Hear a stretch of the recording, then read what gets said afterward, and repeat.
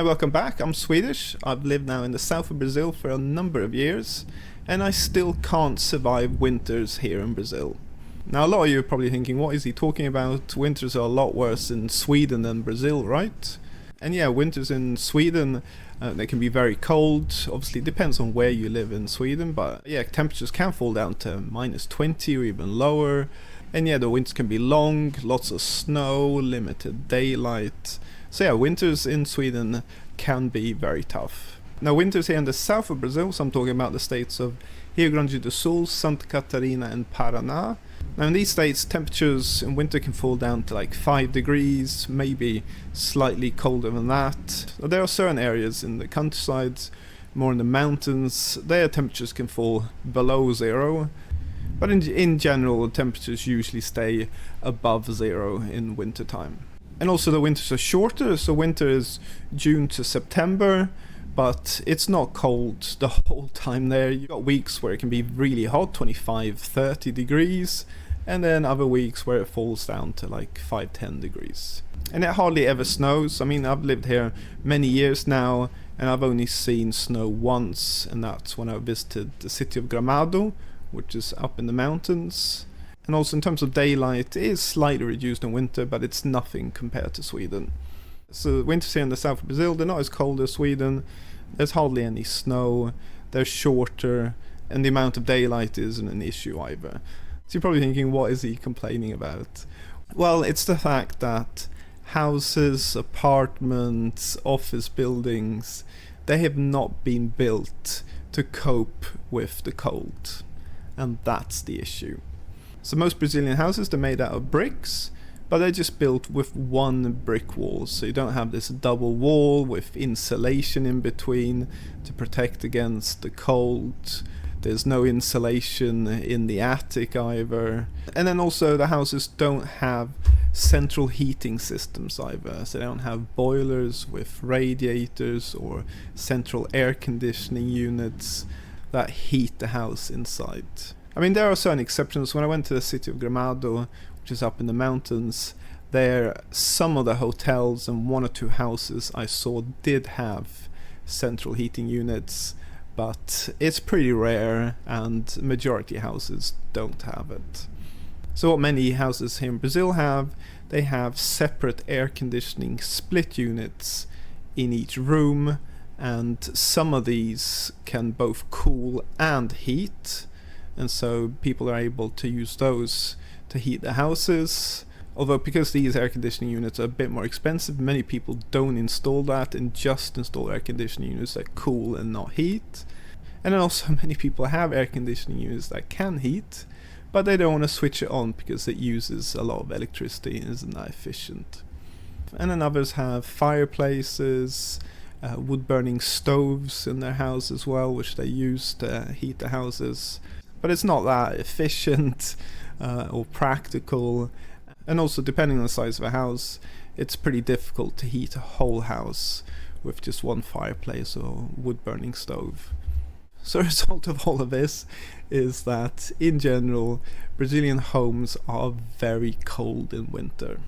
So even though the temperatures don't fall to negative numbers, still, if it's like 5 degrees outside, it's practically 5 degrees inside the house as well, and that is very cold. So what do a lot of Brazilians do? Well, they do this. So they wear a coat, scarf, hat, gloves, boots inside the house when it's cold. So they sit and watch TV with the coat and all of this on, and they cook in the kitchen as well, wearing all of this.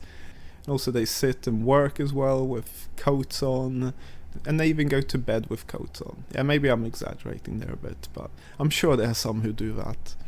Now, for a Swedish person, this is so weird to wear coat and hat and stuff inside the house. Because I mean, in Swedish culture, when you walk into a house, the first thing you do is you take off the coat and hat and everything, because the house is warm and you don't need it. And if you were to keep it on inside a Swedish home, the host or the owner of a house would get offended that you're basically saying that they're not heating the house properly. So it's totally frowned upon to have a coat and hat and stuff inside the house.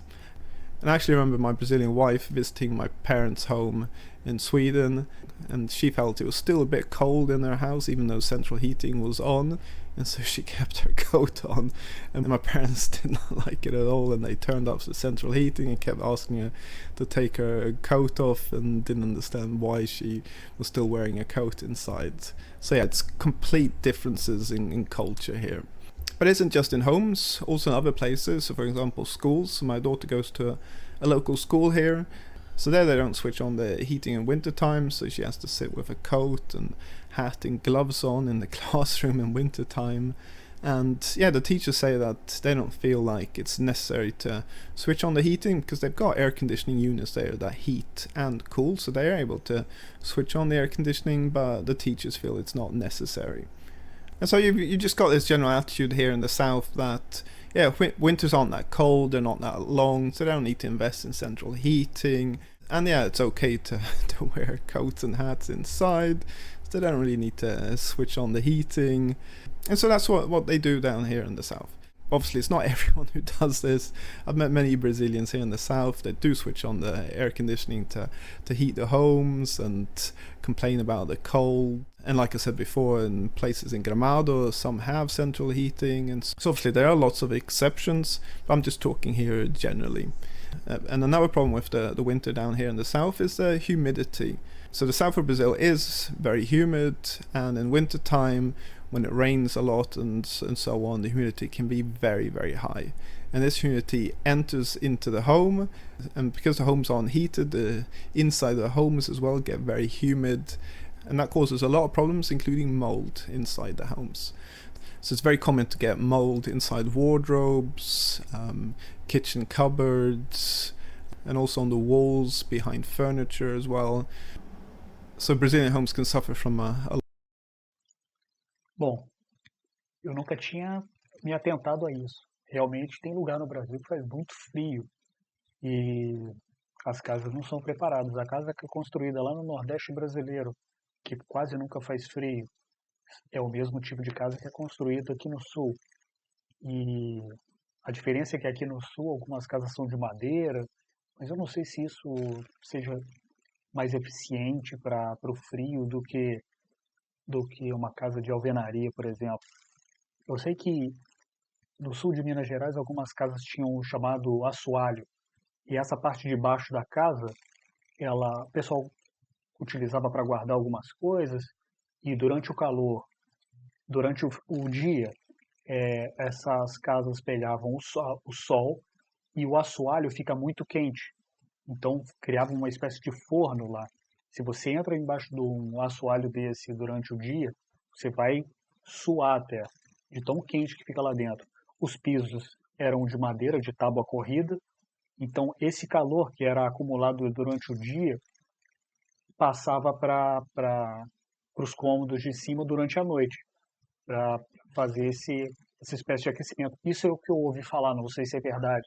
Faz algum sentido. Então, assim, realmente, as casas no Brasil não foram feitas para poder aguentar o inverno, né? Tão rigoroso quanto o inverno abaixo de zero ou próximo ao zero, como é em algumas cidades na região sul do Brasil. a lot of mold growth inside. And a lot of people are just used to it. So when you say, oh, there's mold in the house, they're like, oh, just get a cloth and clean it away. But from where I come from in Sweden, they treat it a lot more seriously. And they start, ripping up walls and trying to investigate where the mold is coming from. But here in Brazil, in general, it's just a slightly more relaxed attitude towards mold, because there is a fair bit of it inside the houses. And yeah, mold definitely isn't good for your health, so this causes some health problems for people, especially the ones who are more sensitive. So yeah, that's another big problem that I haven't really got used to and don't really want to get used to either. And then finally, I touched on it earlier, and that's the fact that in wintertime, temperatures fluctuate a lot. So you can have like 1 or 2 weeks where it's pretty cold, 5 degrees, so you're wearing a coat and hat and stuff. And then the following week, it's 25 degrees, 30 degrees. and people are wearing, you know, shorts and t-shirts, and you're going to the beach and enjoying the beach. So you've got these massive fluctuations in temperature. Now there's a positive side and a negative side to this. I mean, I like the fact that in winter time you can walk around in shorts and t-shirts sometimes, and can just drive to the beach and enjoy yourself, so that's pretty cool. But these big fluctuations in temperature can have a big impact on people's health, and I feel that as well. So when there is this big drastic change in temperature, I can feel it a bit more in my sinuses and in my throat as well. I get a sore throat. I know a lot of people complain about this, and it causes a lot of health problems. Now, to resolve a lot of these problems, it's not rocket science. I mean, it is possible to build new homes and put in insulation in the walls and install a central heating system. It's just, it costs more money, so in general builders don't do it, and I guess the buyers as well don't demand it, so the builders don't do it. But if you buy a home that's already constructed, which we did, then it's more difficult to make these changes. So we bought our house a couple of years ago, and yeah, this house doesn't have any insulation, doesn't have central heating, and then I tried to get quotes from companies to install central heating, and most of them couldn't do it because they said they only do it for new builds. But I did find one or two, but the amounts of money they wanted was crazy. So in the end we just decided to install electric oil and radiators in the house, and we also have air conditioning split units in the rooms as well. But I'm not a big fan of using air conditioning to heat the homes, especially if they're on the wall, and so they're just kind of spraying out hot air. E convenhamos, esses aquecedores a gás não adianta nada, né? É só muito próximo, só se você deixar muito próximo ao teu corpo que aquilo vai ser efetivo de alguma forma, porque, no geral, o ar-condicionado quente, ele realmente ajuda muito. Mas é aquilo que ele falou, né? A conta de luz vem lá no alto, então uma coisa não ajuda a outra, não é muito eficiente. Financeiramente eficiente, né? Onto you. I kind of feel like radiators heat the house in a more pleasant way. Now the only problem with these electric radiators is they use a lot of electricity. But the plan for us is that we're going to install solar panels, and so that would kind of take care of that problem. And then we also have a fireplace and a wood burning stove, which we use sometimes, and again that helps a lot to heat the house. Yes, I mean our house is warm, so I mean today it's like 10 degrees outside, and we've just got a couple of radiators on it, and it's nice and warm in here. So I mean I don't need to wear all of this stuff. I can just sit here in a t-shirt, and it's totally fine.